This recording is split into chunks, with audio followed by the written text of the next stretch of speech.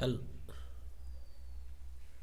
Hello, welcome to everyone. In this video, this is our lecture number 27. Food এশিয়ার যে practice set করা হচ্ছিল তার 3টে সেট কমপ্লিট হয়ে গিয়েছে। 4 নম্বর সেটে 80টা কোশ্চেন হয়েছে, আজকে আরও 10টা কোশ্চেন করা হবে। প্রথম কোশ্চেন বলছে একটি গাড়ি ঘন্টায় 108 কিমি বেগে 15 সেকেন্ডে কতটা দূরত্ব যাবে। দূরত্ব ইকুয়াল টু কি, বেগ ইন্টু সময়। বেগ হচ্ছে 108 কিমি, তাহলে কিলোমিটার থেকে মিটারে গেলাম, আর ঘন্টাটা আছে মিনিটে। 15 সেকেন্ড বলেছে, 15 সেকেন্ড মানে আমরা ঘন্টাটাকে সেকেন্ডে গেলাম, ইন্টু টাইম। টাইম হচ্ছে 15 সেকেন্ড। এবার কাটাকাটি করে দিই, tick tick tick tick. 3 × 2 = 36, 3 × 5 = 15, 3 × 4 = 12, 3 × 3 = 9, 3 × 6 = 18, 4 × 9 = 36, 5 × 9 = 45, 450 metre. তাহলে অ্যান্সার কি হয়ে গেল? Option C. নেক্সট কোশ্চেন বলছে আমাদের এইটার মান কি হবে, আনুমানিক মান। তো যেগুলো প্লাস সেগুলো প্লাস করি। 32.217 আর একটা হচ্ছে 10.241। তাহলে 8 হলো, এটা 5 হলো, এটা 5 হলো, 2 4। আর বিয়োগটা হচ্ছে 18.241, আর ওদিকে হচ্ছে 6.434। এটা হচ্ছে 5 7 6, 14 4 1 2। তো এটা যদি বিয়োগ করে দিই তাহলে কত হচ্ছে দেখো। 3 দিলে 8, 5 5 3 দিলে 8, আচ্ছা এখানে 7 মানে 3 আর 5 8, এখানে 7 হয়ে গেল মানে 8, এখানে 5 হয়ে গেল, 7 5 5, 7 5 12, 1 17.883। তাহলে অ্যান্সার কি গেল? Option D. নেক্সট কোশ্চেন, একটি ফার্ম মুদ্রাস্ফীতির সময় 12:5 অনুপাতে কর্মচারী হ্রাস করে এবং কর্মচারী প্রতি গড় বেতন 9:17 অনুপাতে বৃদ্ধি করে। তারপরেও ফার্মটি এত টাকা সাশ্রয় করে। ফার্মের প্রাথমিক ব্যয় কত ছিল? তার মানে আগে 12টা কর্মচারী ছিল, সেটা 5টা করে দিয়েছে, আর বেতন যেটা 9 ছিল সেটা করে দিয়েছে 17টা।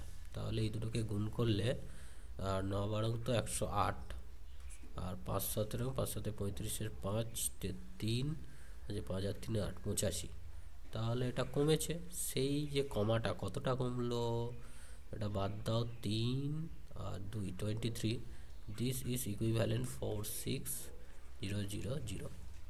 প্রাথমিক ব্যয় কত ছিল? প্রাথমিক ব্যয় ছিল 108। তাহলে 108 ইজ ইকুয়াল টু কী হবে? 108/23 ইন্টু 46,000। এর ডবল এটা, মানে 2-এর পরে 3টে শূন্য। 108কে 2 দিয়ে গুণ করা, 2 × 16, 2 একটা 2টো 3টে। তাহলে অ্যান্সার কী হয়ে গেল? Option B. Next question, 450 metre লম্বা একটা ট্রেন, এটা হচ্ছে 450 মিটার। তার গতিবেগ দিয়ে দিয়েছে 54 কিমি/আওয়ার। দাঁড়িয়ে থাকা একজন ব্যক্তিকে অতিক্রম করতে কত সময় নেবে? সময় ইকুয়াল টু দূরত্ব বাই বেগ। বেগ হচ্ছে 54 কিলোমিটার, কিলোমিটার থেকে মিটারে গেলাম, আর ঘন্টাটা সেকেন্ডে গেলাম। এবার কাটাকাটি করতে হবে, 1 2 কেটে গেল, 18 2 × 36, 3 18 54, 3 15 45, 2 5 5 3 15 30, 30 সেকেন্ড। তাহলে অপশান কি হয়ে গেল? Option D. Option D is the correct answer. Next question বলছে বার্ষিক সরল সুদের একটি নির্দিষ্ট হারে 10 বছরে একটি মূলধন 75% বৃদ্ধি পায়। মূলধন 75% বৃদ্ধি পায় মানে মূলধনটা 75% বৃদ্ধি পায় মানে 100 টাকা যদি মূলধন হয়, 75 টাকা সুদ হবে। আর এর মান জানি না, আর টাইম হচ্ছে 10 বছর। তো এই দুটো কেটে গেল, আর ইকুয়াল টু হয়ে গেল 75/10, 7.5%। তো বার্ষিক সরল একই হারে 6 বছরের কত শতাংশ বৃদ্ধি পাবে? আচ্ছা 6 বছরে যদি দেখি, 6 বছরে কত হচ্ছে দেখি, এটা তো কেয়ারলো 5 6 30 শূন্য, একটা শূন্য এখানে আসবে, বাই 100। আচ্ছা, বাই 100 করে দিই। 5 6 শূন্য হাত থেকে 3, 6 7 42 আর 3 45, তার মানে 45 টাকা বাড়বে, মানে 45%। তাহলে অ্যান্সার কী হয়ে গেল? বি। নেক্সট কোশ্চেনে যাই। এটার মান বার করতে হবে, তাহলে 72 মাইনাস 4 ব্র্যাকেটে হচ্ছে 40 প্লাস এটা ভাগ করলে 3 8 24, 3 গুণ 6 মাইনাস 4 4 16 প্লাস 20, তাহলে 72 মাইনাস 4 ব্র্যাকেটে হচ্ছে 40 প্লাস 18 মাইনাস 16 প্লাস 20, তাহলে কত হচ্ছে 72 মাইনাস 4 ইন্টু এটা হয়ে গেল 2 মানে 42, তাহলে কত হচ্ছে 72 মাইনাস 4 2 8 4 4 16, তাহলে হচ্ছে 92 মাইনাস 168। তাহলে মাইনাস তো আসবে, বিয়োগ করলে কত হচ্ছে 6 দিলে আর 9 আছে 6 মানে 7 76, তাহলে অ্যান্সার কি হয়ে গেল? Option D. নেক্সট কোশ্চেন যাই। বলছে এর গসাগু কত? 245 175 385, তাহলে 5 তো যাচ্ছেই, তো দিয়ে দিই। 5 4 20, 5 9 45, 5 3 15, 5 5 5 25, তাই তো? 5 7 35, 36 38, 38 3, 5 7 35, আচ্ছা 7 তো যাবে দেখছি।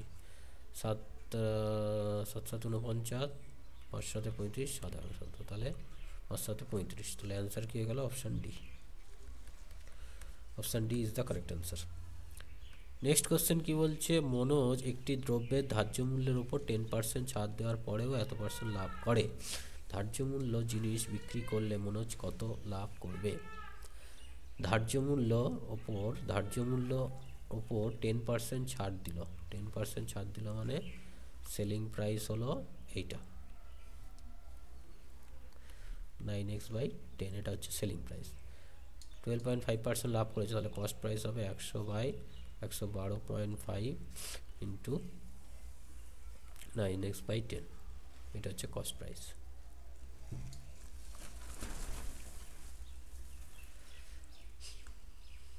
সেলিং প্রাইস হচ্ছে এইটা, কস্ট প্রাইস এইটা, তারপর লাভ করে সেলিং প্রাইস। আচ্ছা,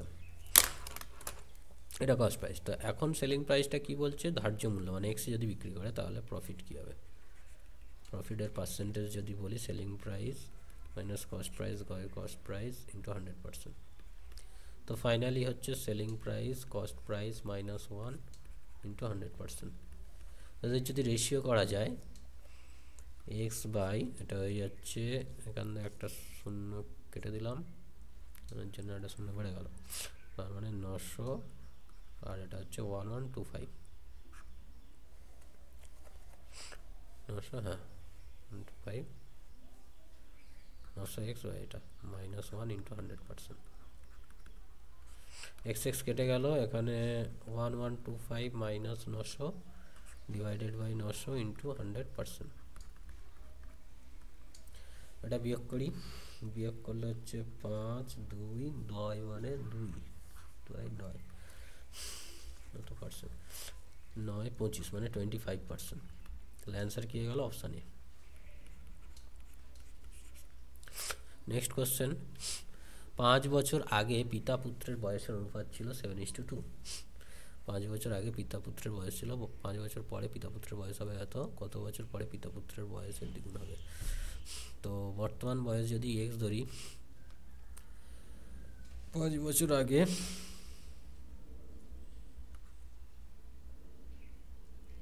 আচ্ছা 5 বছর আগেই ধরি, 7x আর 2x ছিল 5 বছর আগে। এখন তাহলে কত হবে? 7x + 5, আর এটা হচ্ছে 2x + 5।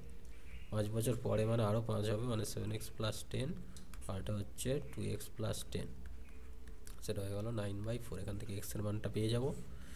এক্সের মান কত হচ্ছে দেখো তো, 4 7 28x + 40 ইকুয়াল টু 9 2 18x + 90। এটা এখানে বিয়োগ হয় 10x, আর এটা এপারে বিয়োগ হলে 50, তাহলে এক্সের মান 5। তাহলে 5 বছর আগে, তাহলে কত বছর পরে পিতা পুত্রের বয়সের দ্বিগুণ হবে?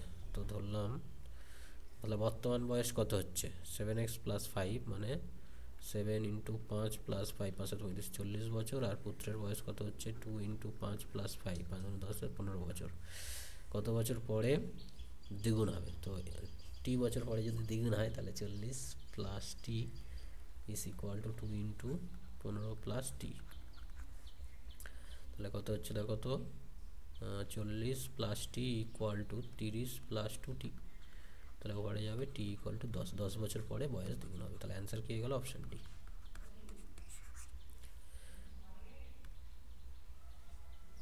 নেক্সট কোশ্চেন বলছে, এই সমীকরণটি সঠিক করতে কোন দুটি স্থানকে পরিবর্তন করতে হবে? ভাগ আর গুণটাকে আমি প্রথমে পরিবর্তন করে দেখি। 4 × 8 + 5 - 6 ভাগ 2, 4 × 8 = 32 + 5 - 6 3। তাহলে এটা 2 হয়ে গেল, 32 আকারে মিলে গেল। অপশান এই ইজ দ্য কারেক্ট অ্যান্সার। কারণ এখানে 4/8 করলে একটা হাফ চলে আসছে, সেটা মিলছে না। তো এর সাথে আমরা 90টা কোশ্চেন করে ফেললাম। নেক্সট ক্লাসে আমরা আরও 10টা কোশ্চেন করবো। So take care, thank you.